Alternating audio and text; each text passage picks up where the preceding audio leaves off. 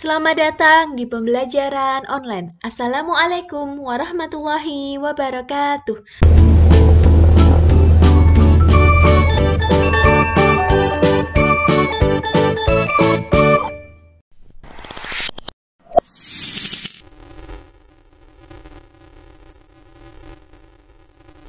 Pada kesempatan kali ini, kita akan belajar materi Akidah Akhlak kelas 4 SD dengan judul Ulul Azmi.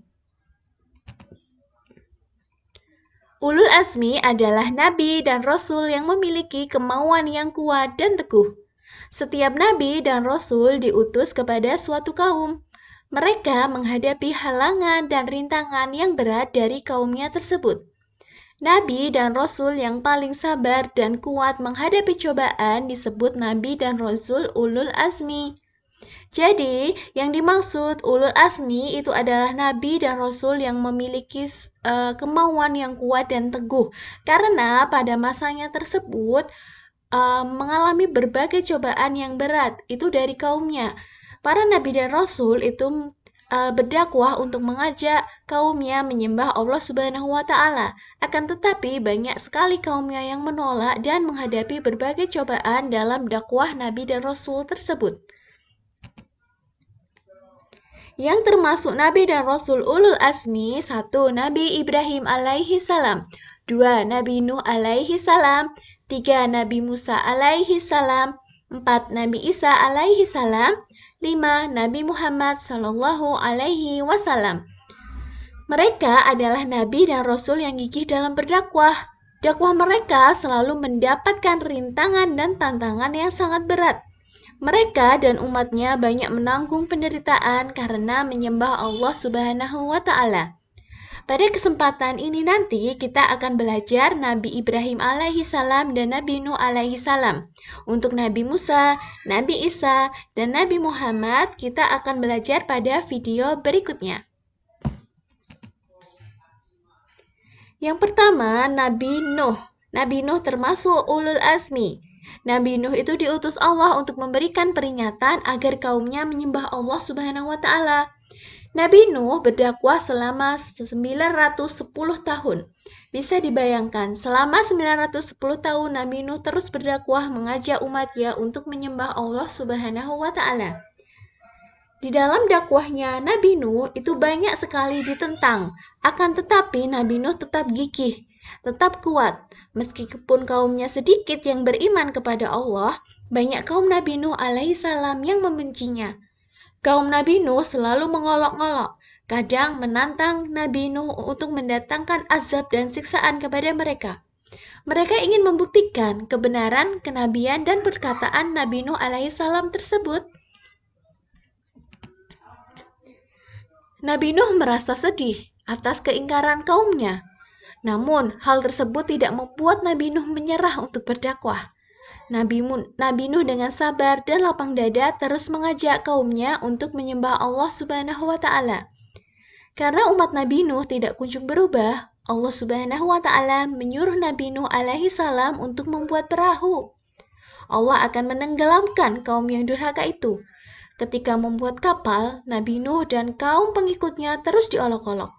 Mereka menganggap Nabi Nuh dan pengikutnya telah gila. Mereka menganggap tidak masuk akal membuat kapal sebesar itu. Padahal itu adalah Allah yang menyuruhnya. Allah yang menyuruh membuat perahu tersebut. Allah yang akan menenggelamkan kaum-kaum yang tidak mau beriman kepada Allah Subhanahu wa Ta'ala. Allah tidak pernah mengingkari janjinya. Ketika kapal selesai dibuat, berhembuslah angin topan dan turun hujan lebat. Air bertambah tinggi dan semakin tinggi, dan daratan pun berubah menjadi lautan. Kaum Nabi Nuh yang ingkar, kaum Nabi Nuh yang tidak mau beriman kepada Allah, mereka semua tenggelam. Termasuk anak laki-laki dari Nabi Nuh juga turut tenggelam, karena durhaka, tidak mau beriman kepada Allah Subhanahu wa Ta'ala, tidak mau mengikuti ayahnya Nabi Nuh untuk ikut beriman. Banjir tersebut berlangsung kira-kira 6 bulan 10 hari. Bisa kalian bayangkan betapa dahsyatnya azab Allah Subhanahu wa Ta'ala? Sudah pastinya kita, misal ada yang mengalami banjir 1-2 hari aja, sudah mengalami kesusahan, kesulitan, banyak penyakit, kesusahan untuk makan. Kalau ketika Nabi Nuh ini, zaman dulu itu banjir berlangsung 6 bulan 10 hari. Bisa dibayangkan itu sangat lama sekali dan dahsyatnya azab Allah Subhanahu wa Ta'ala. Karena kaumnya banyak yang meninggal, kaumnya banyak yang tenggelam karena tidak mau mengikuti perintah Allah Subhanahu wa Ta'ala untuk beriman. Nah, ini bisa menjadi pelajaran untuk kita bahwa kita seharusnya selalu untuk berubah menjadi lebih baik, menjadi manusia yang beriman kepada Allah, karena Allah tidak pernah mengingkari janjinya. Allah itu akan memberikan azab bagi siapapun yang tidak mau beriman kepada Allah Subhanahu wa Ta'ala. Nah, ini adalah sifat Nabi Nuh yang bisa diteladani. 1. Nabi Nuh itu berpendirian teguh. 2. Nabi Nuh ikhlas menerima beban dakwah. 3. Tidak mudah menyerah. 4. Memiliki iman dan keyakinan yang kuat akan Allah Subhanahu wa Ta'ala. Dan 5. Patuh dan taat kepada Allah Subhanahu wa Ta'ala. Ini adalah sifat Nabi Nuh yang bisa kita contoh, yang bisa kita teladani. Kita bisa membayangkan Nabi Nuh berdakwah selama sekian ratus tahun. Kita yang diberikan hidup di dunia ini seharusnya juga selalu untuk mengajak kebaikan kepada teman-teman kita, kepada orang tua kita, kepada tetangga kita, kepada guru kita, untuk selalu menebar kebaikan untuk berbuat baik. Meskipun kita belum mampu, tapi kita berusaha untuk menjadi manusia yang lebih baik. Yang kedua, Nabi dan Rasul Ulul Azmi yang kedua adalah Nabi Ibrahim. Nabi Ibrahim adalah putra Azar, keturunan Syam bin Nuh. Azar adalah seorang berhala yang hidup pada masa Raja Namrud. Raja Namrud adalah raja yang zolim. Dia seorang penyembah berhala. Nabi Ibrahim dilahirkan kira-kira 2295 sebelum Masehi di negeri Babylon, yaitu di Irak. Ketika itu, Raja Namrud mengeluarkan sebuah undang-undang, mengeluarkan sebuah peraturan yang memerintahkan agar membunuh setiap anak laki-laki yang baru lahir. Nabi Ibrahim selamat dari pembunuhan karena ayahnya menyembunyikannya di dalam gua. Jadi, betapa zolimnya, betapa kejamnya pemerintahan Raja Namrud dulu, yang mengeluarkan aturan akan membunuh setiap anak laki-laki yang baru lahir. Tapi Allah menyelamatkan lewat ayahnya dengan menyembunyikan kelahiran Nabi Ibrahim di dalam gua. Setelah usianya menjelang dewasa, Nabi Ibrahim termenung memikirkan kebodohan kaumnya yang menyembah berhala. Padahal berhala itu tidak bisa berbuat apa-apa. Kemudian Nabi Ibrahim berpikir tentang Tuhan. Siapa Tuhan kita? Padahal berhala tidak bisa memberikan apa-apa.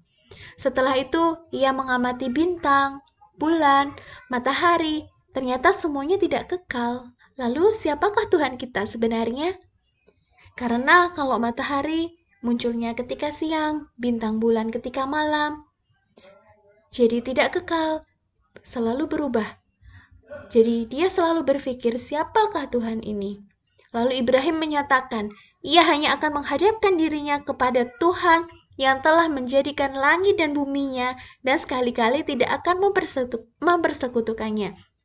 Jadi Nabi Ibrahim menyatakan bahwa dirinya itu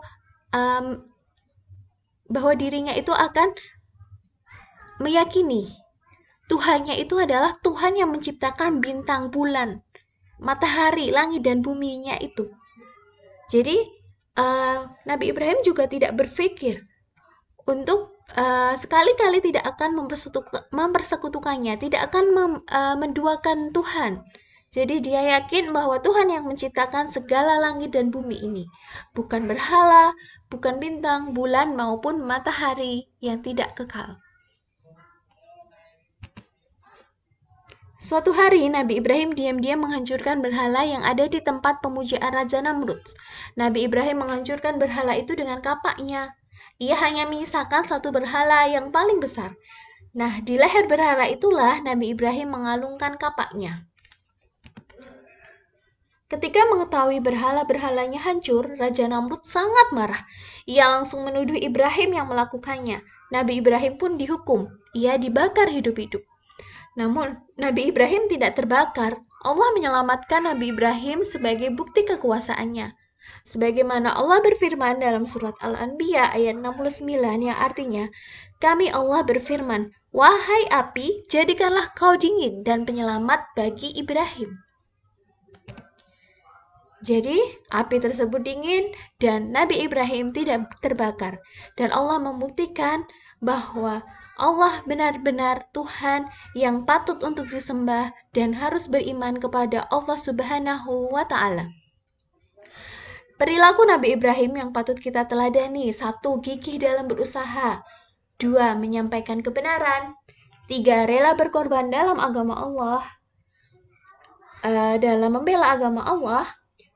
4. Tidak mudah terpengaruh. 5. Cerdas dan ikhlas. Itu adalah perilaku Nabi Ibrahim yang patut kita contoh di dalam segala hal yang ada dalam hidup kita untuk selalu berbuat kebaikan. Demikian, terima kasih. Wassalamualaikum warahmatullahi wabarakatuh.